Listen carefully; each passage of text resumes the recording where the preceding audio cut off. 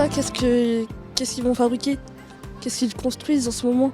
J'ai lu en fait qu'ils allaient faire une résidence pour personnes âgées ainsi qu'une crèche, je crois bien. Apparemment, c'est assez embêtant parce que il n'y a plus de possibilités pour se garer. Bon, moi personnellement, ça me gêne pas parce que je suis à pied, mais c'est vrai qu'on voit quand même pas mal de voitures autour qui gênent la circulation parce qu'ils sont mal garés pour pouvoir récupérer les enfants à l'école.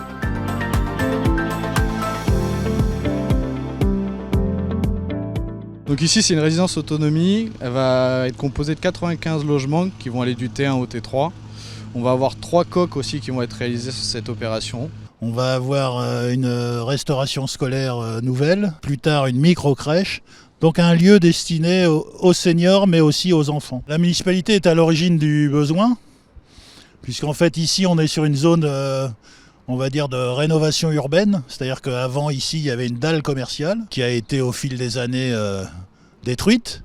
Et donc évidemment plutôt que de laisser un trou, une béance, on s'est posé la question qu'est-ce qu'on allait y mettre à la place.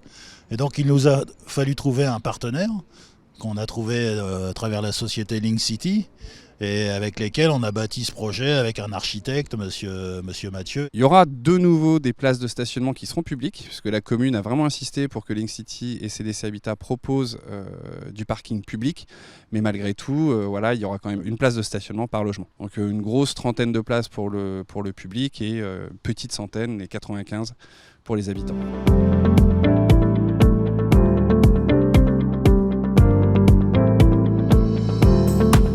Sur la résidence autonomie, on espère des aides importantes du conseil départemental de l'Oise. Sur le centre de loisirs, on espère des aides de l'État. Sur les crèches, on espère des aides, la micro-crèche, on espère des aides de la CAF. Il y a une multitude de partenaires financiers qui vont nous aider à mettre en place ce projet.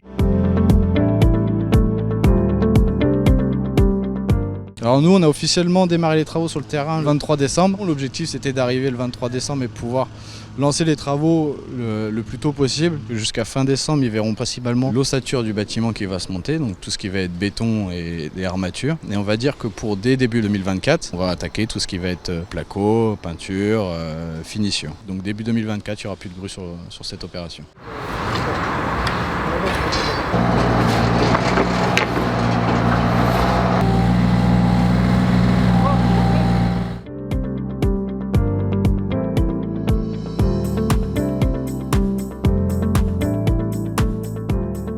Récemment, il a été question d'installer des panneaux solaires sur les toitures, donc pour réduire encore un petit peu les consommations d'énergie, utiliser les ressources naturelles du site. Et après, on est plutôt dans une opération qui est assez frugale. On a des matériaux qui sont simples, plutôt de l'enduit, avec des couleurs un peu automnales pour redonner une certaine gaieté au projet.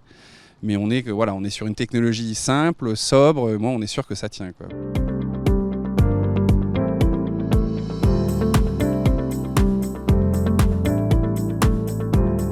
On le voit, aujourd'hui les voitures se croisent difficilement, quand les bus passent c'est un peu plus compliqué, donc oui, il y a forcément un impact sur l'environnement, il y a moins de parking, il y a du bruit, donc voilà, il y a une information qui est passée à tous les habitants, il y a des boîtes aux lettres qui sont mises sur le chantier si jamais il y a des demandes particulières, et l'idée c'est dans tous les chantiers c'est pareil, c'est de communiquer un peu avec les voisins.